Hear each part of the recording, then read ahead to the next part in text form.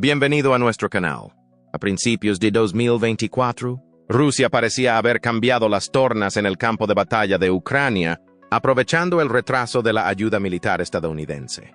Una serie de victorias, desde Avdiivka a otros pueblos, hicieron pensar que Putin estaba muy confiado, pero en realidad, Putin estaba entrando en pánico.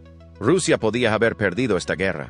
Entonces, ¿qué llevó a este gran cambio? Averigüémoslo de inmediato. La reforma de Putin. Bueno, la verdad es que las acciones a menudo hablan más que las palabras, e incluso las palabras utilizadas a menudo apestan a desesperación y miedo, aunque estén destinadas a proyectar poder. Por mucho que Rusia se esfuerce en mantener esta fachada de fortaleza, las grietas están empezando a aparecer. Así que, antes de examinar lo que hizo que Putin entrara en modo de pánico total, echemos un vistazo más de cerca a los signos clave de su desmoronamiento de confianza. La sorprendente remodelación del gabinete de Putin en mayo de 2024 fue la primera señal importante de que sentía que su control del poder se estaba debilitando.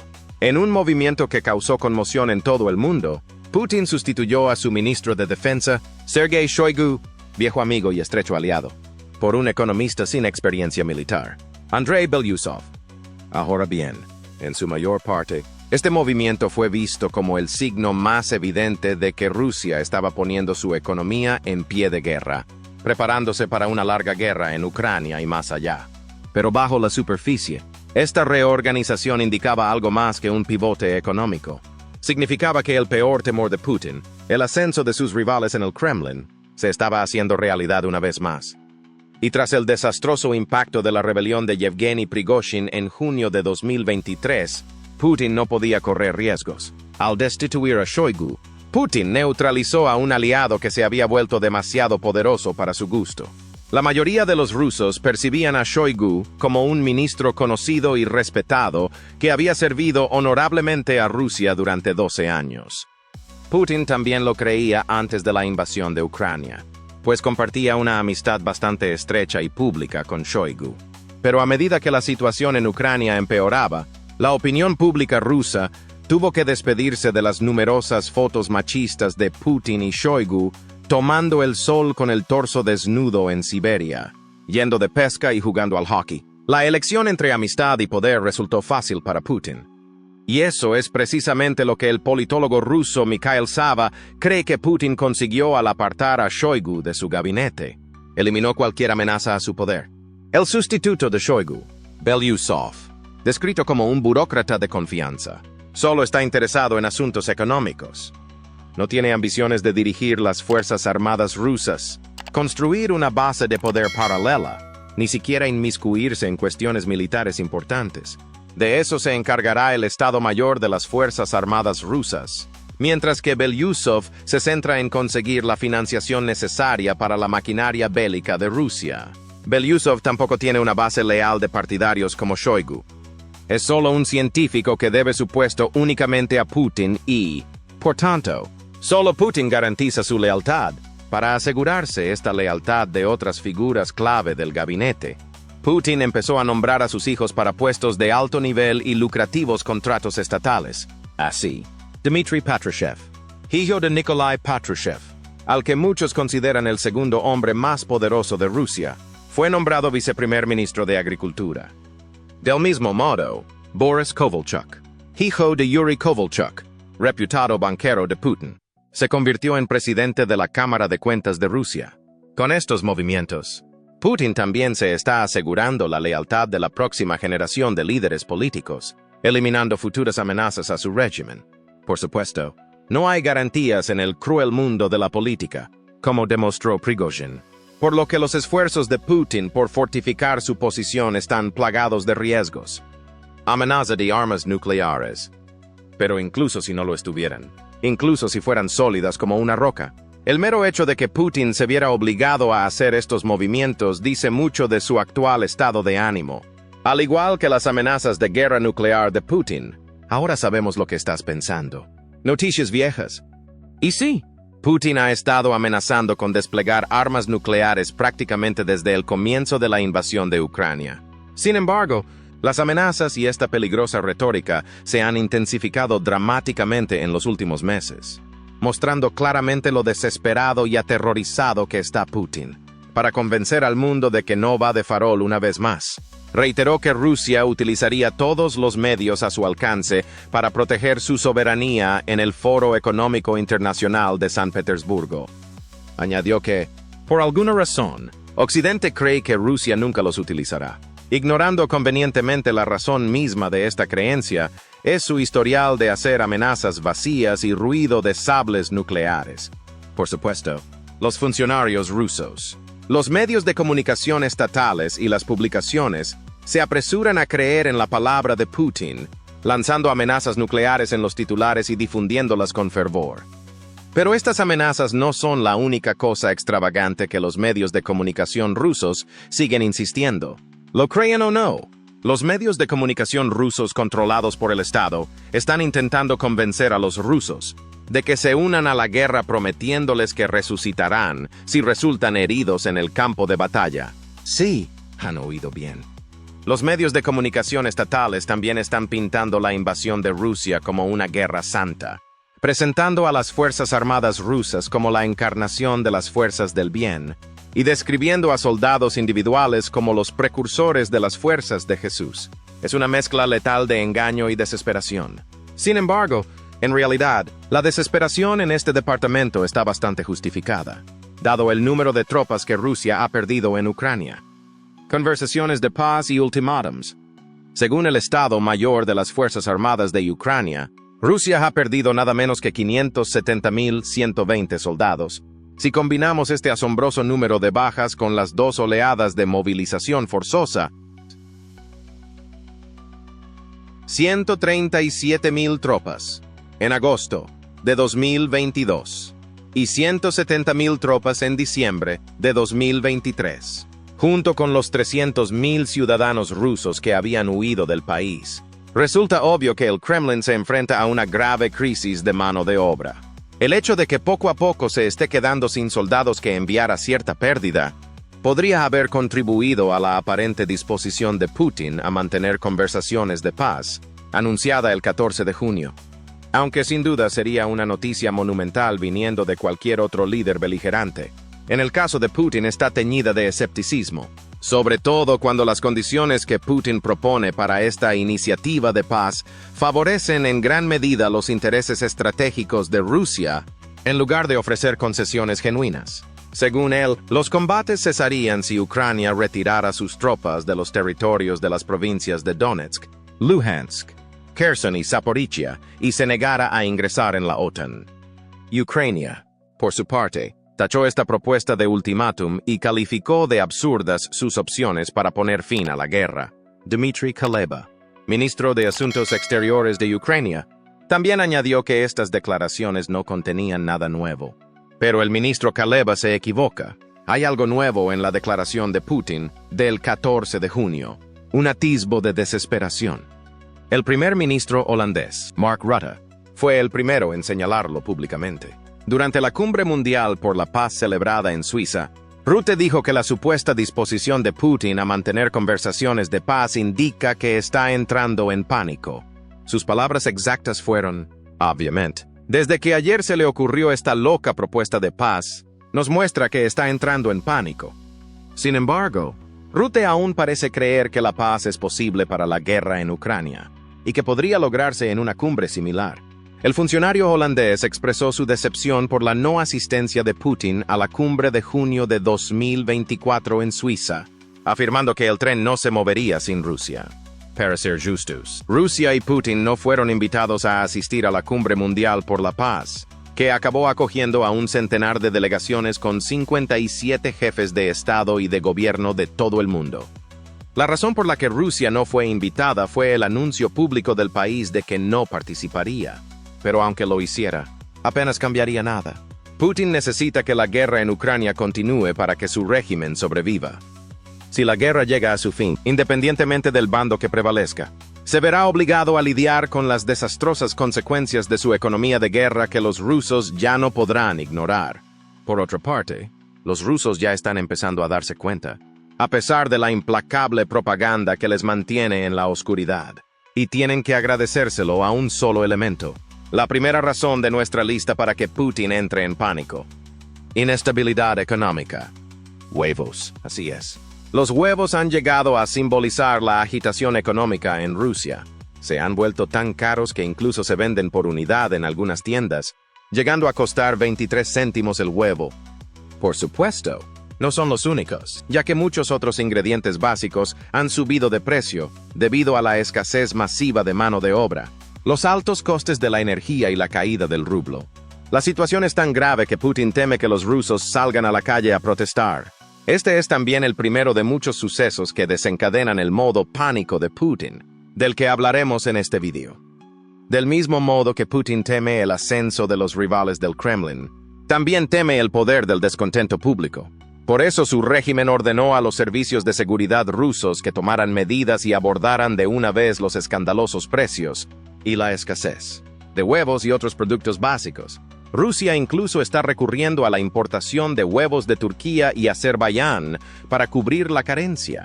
Un marcado contraste con el 98% de huevos de origen nacional que había antes de la guerra. Por supuesto, los huevos no son ni mucho menos la única razón por la que Putin ha entrado en pánico, ni mucho menos la más importante. Ese honor pertenece a la segunda razón de nuestra lista, que es que Ucrania está ahora autorizada a utilizar armas suministradas por Occidente para atacar objetivos en suelo ruso.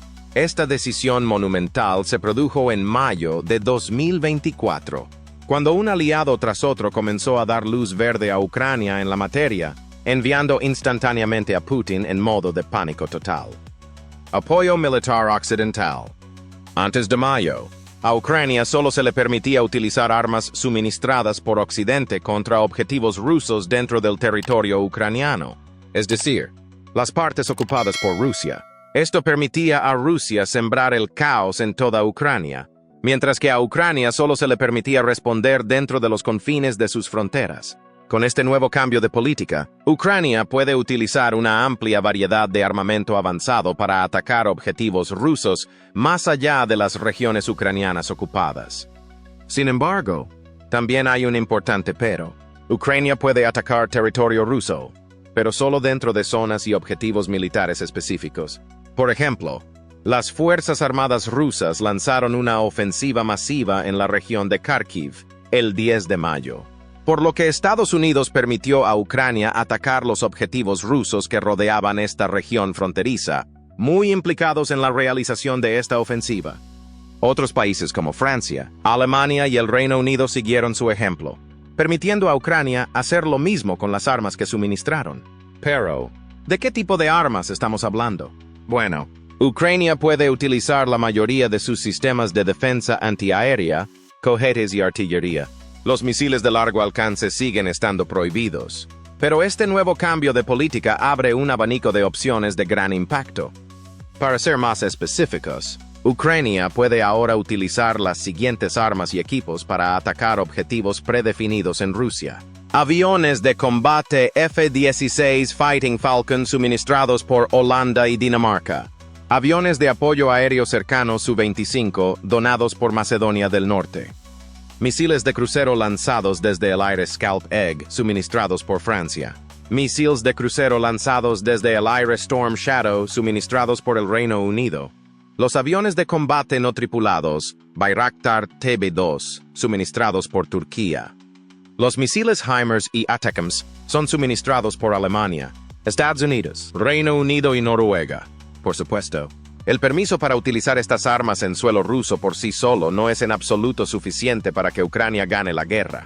Sin embargo, es más que suficiente para cambiar finalmente el equilibrio de poder y dar a Rusia el sabor de su propia medicina. Como dijo un alto oficial ucraniano anónimo en una llamada con la CNN, los militares rusos ya no pueden sentir impunidad y seguridad. El permiso recién concedido ya ha tenido un gran impacto, permitiendo a Ucrania destruir varios objetivos importantes dentro de Rusia y llevar a cabo una contraofensiva con éxito. También ha impedido que Rusia apunte a la región de Kharkiv con sus sistemas S-300 y S-400. ¿Cómo? Ucrania comenzó a atacar objetivos en la región de Belgorod utilizando misiles HIMARS, lo que obligó a los rusos a alejar sus sistemas de misiles tierra-aire poniendo fuera de su alcance objetivos terrestres en Kharkiv, siendo dicho alcance de 120 kilómetros para el sistema S-300 y de 193 kilómetros para sus homólogos S-400. En cuanto a los objetivos aéreos como aviones y misiles, ambos sistemas tienen un alcance operativo de 402 kilómetros. Cuando fueron alcanzados por los HIMARS ucranianos, estos sistemas se encontraban a unos 64 kilómetros de la línea del PAN, frente en la región de Kharkiv y a 80 kilómetros de la propia ciudad de Kharkiv. Salvaguardar Kharkiv de la amenaza de los S-300 ha supuesto un alivio significativo para la ciudad de Kharkiv, que también es objetivo de bombas aéreas planeadoras lanzadas desde aviones de combate desde una distancia de unos 64 kilómetros. Sin embargo, hay un objetivo en particular que parece estar induciendo el mayor pánico en el Kremlin: el puente de Crimea. Como su nombre indica, este puente de 19 kilómetros se encuentra en la península de Crimea y sirve como una arteria crucial que conecta la península con la Rusia continental. Desde su construcción en 2018, este puente, también conocido como el Puente del Estrecho de Kerch, ha facilitado el movimiento de tropas, suministros y recursos rusos entre la península y el continente. Sin embargo, el puente también ha servido como símbolo del control ruso y testimonio de las reclamaciones de Moscú sobre Crimea, lo que lo convierte en uno de los principales objetivos de las fuerzas ucranianas, hasta ahora. Ucrania ha conseguido atacar el puente en 2 ocasiones, en octubre de 2022 y en julio de 2023. En ambas ocasiones, los drones de ataque participaron en el ataque. Aunque estos ataques consiguieron dañar gravemente partes del puente, no lograron alcanzar el objetivo final de Ucrania: cortar por completo la crucial línea de suministro de Rusia a Crimea. Pero el recién entregado ATACMS, un codiciado sistema de misiles de largo alcance fabricado en Estados Unidos con un alcance de hasta 305 kilómetros, podría cambiar esta situación. Por eso, el renovado flujo de ayuda militar de Estados Unidos a Ucrania es otra fuente de pánico para Putin y el Kremlin. La tercera de nuestra lista. Pero, ¿cómo sabemos que Ucrania tiene en el punto de mira el puente de Crimea? Bueno, además del obvio valor estratégico de este puente, un alto diplomático ucraniano también ha dejado caer una pista importante. En un post compartido en X, ante Twitter, Sergei Kislitsa, representante permanente de Ucrania en las Naciones Unidas, enumeró 6 tipos principales de puentes.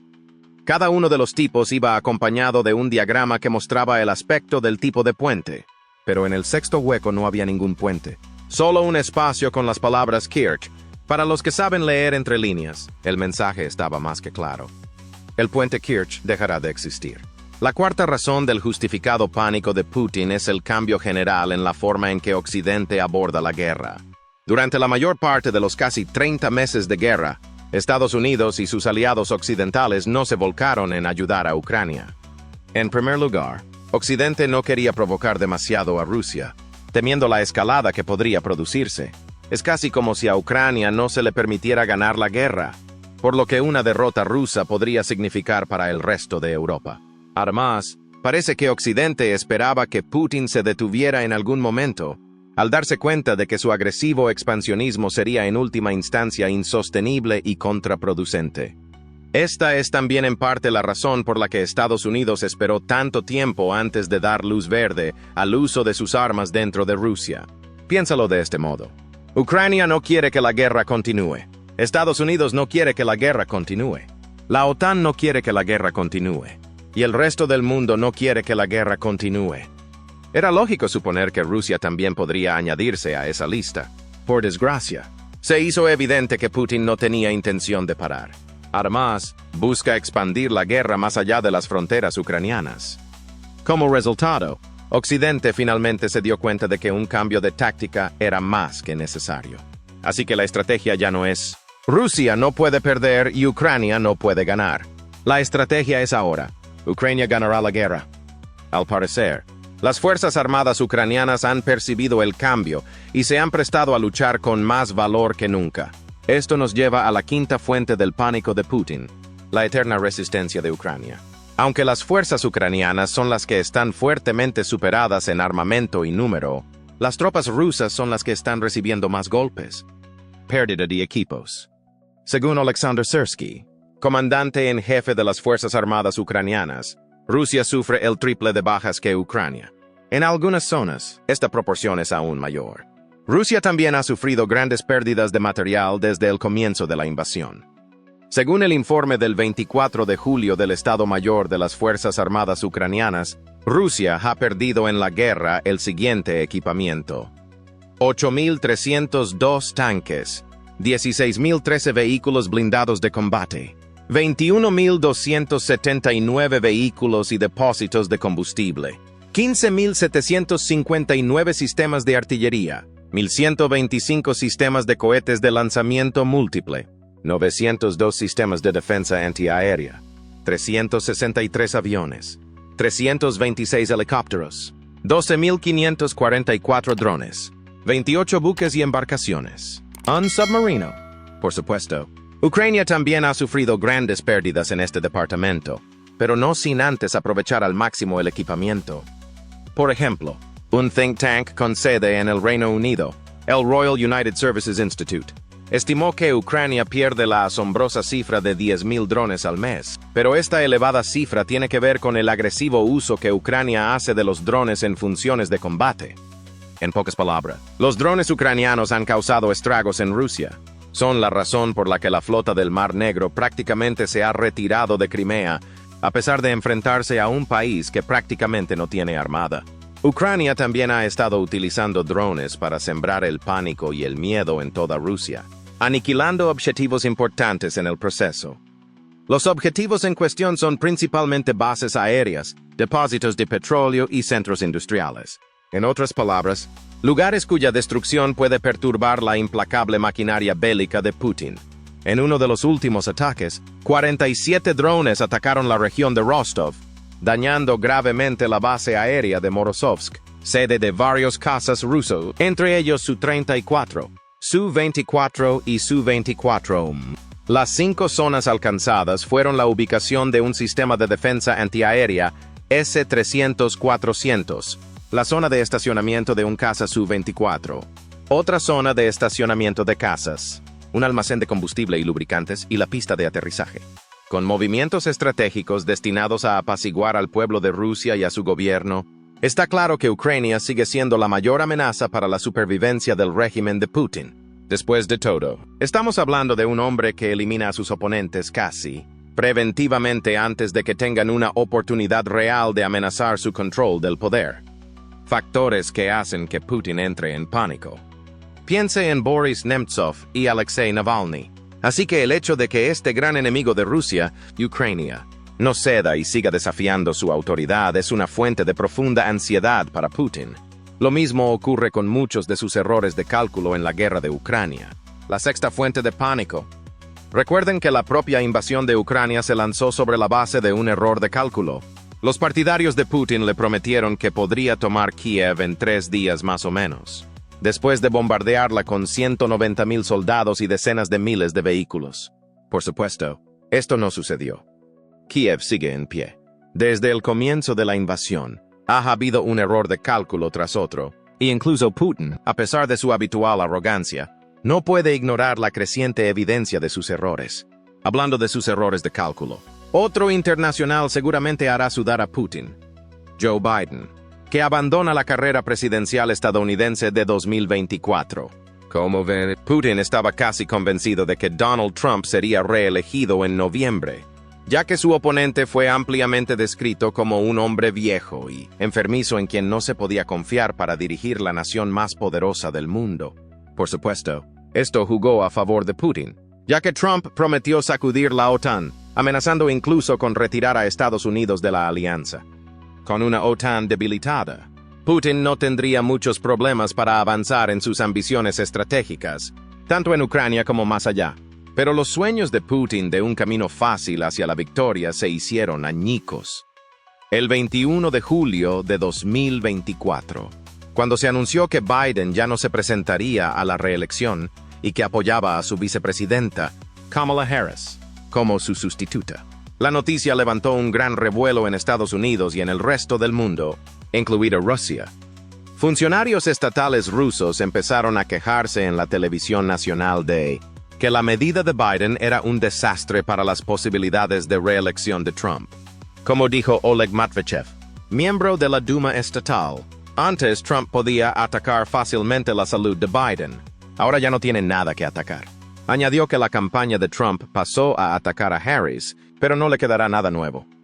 Por supuesto, la carrera presidencial estadounidense está lejos de haber terminado, pero es fácil ver por qué Putin y los que le rodean están entrando en pánico. Si resulta elegida, es probable que la política de Harris hacia Ucrania siga siendo similar a la de Biden, lo que significa que la apoyará durante el tiempo que haga falta. Harris ha asistido previamente a 3 conferencias de seguridad consecutivas en Múnich, reuniéndose en cada una de ellas con el presidente de Ucrania, Volodymyr Zelensky. Aunque su primera aparición fue 5 días antes de que comenzara la invasión a gran escala, Harris aprovechó las otras 2 reuniones con Zelensky para reiterar el apoyo de Estados Unidos a Ucrania. Harris también ha reiterado continuamente que Rusia debe pagar por sus crímenes de guerra, lo que no debería sorprender, dados sus antecedentes como fiscal general. También insiste en que la única manera de que la guerra en Ucrania termine es con Ucrania como nación libre, democrática e independiente. Así que ahí lo tienen. El modo de pánico total de Putin ahora tiene mucho más sentido, ¿no? Pero la buena noticia es que Occidente todavía tiene algunas cartas en la manga, que fácilmente podrían empujar a Putin a un estado de desesperación aún más profundo. La primera es permitir a Ucrania atacar más objetivos utilizando armas suministradas por Occidente. Aunque levantar todas las limitaciones es el objetivo final, incluso una simple expansión, más allá de las áreas que apuntan directamente a Ucrania, haría maravillas para el esfuerzo bélico del país. Lo ideal sería que Ucrania pudiera atacar Moscú, porque no hay ciudad más importante en todo el país. Rusia es Moscú, y Moscú es Rusia. Por ahora, los moscovitas no son conscientes de la guerra que se libra a 804 kilómetros de distancia. Por supuesto, han experimentado la fluctuación de la economía, pero no tienen ni idea de la magnitud de la devastación y el caos que se está produciendo en Ucrania. Las élites rusas se estremecieron un poco cuando empezó la guerra, pero ahora ya están acostumbradas y no le dan importancia en su vida cotidiana. Así que la única manera de llegar realmente a Putin es hacer que Rusia sienta la guerra. Como dice el historiador ucraniano Yuri Felshtinsky, este cree que también es el único modo de derrotar a Rusia en última instancia y evitar una nueva escalada. Occidente, y Estados Unidos en particular, también pueden infundir más miedo a Putin proporcionando ayuda militar adicional a Ucrania. Después de todo, en los 5 meses en los que se retuvo la ayuda estadounidense, Rusia dio la vuelta a la tortilla. Los soldados ucranianos que están en el frente son muy conscientes del enorme impacto que tiene esta ayuda. En palabras de un oficial de la 148 Brigada de Artillería, podemos ver el impacto de la ayuda todos los días. La artillería, los sistemas de lanzamiento múltiple de cohetes de mayor alcance, con diversos tipos de munición y submuniciones, están afectando al panorama general del campo de batalla. Lo último que puede hacer Occidente para hacer sudar a Putin no tiene nada que ver directamente con Ucrania. Se refiere a cambiar el régimen de Bielorrusia, el único aliado que le queda a Rusia en la región. Mientras Alexander Lukashenko esté en el poder, Putin seguirá utilizando Bielorrusia como punto de partida para sus operaciones militares en la región, avanzando potencialmente contra toda Europa. Recientemente, Putin incluso trasladó parte del arsenal de armas nucleares tácticas de Rusia a Bielorrusia, sugiriendo que los primeros ataques nucleares podrían lanzarse desde su territorio. Derrotar a Putin, mientras la guerra se limite solo a Ucrania, es la única forma de evitar una escalada similar a la Tercera Guerra Mundial. Y eliminar a Lukashenko de la escena ayudaría sin duda a lograr ese objetivo. Por supuesto, siempre queda la cuestión de qué hará Putin si se ve acorralado. A partir de 2024, Rusia posee 5.850 cabezas nucleares, la mayor cantidad del mundo, por lo que una guerra nuclear es lo primero que viene a la mente cuando se piensa en una posible escalada. No ayuda el hecho de que Putin se haya mostrado bastante displicente sobre el uso potencial de estas armas, dejando al resto del mundo sumido en el mismo pánico que él está experimentando actualmente. ¿Qué opina de este enfrentamiento? ¿Hay alguna forma de presionar a Putin sin desencadenar la Tercera Guerra Mundial? ¿Qué factores podrían ser la gota que colme el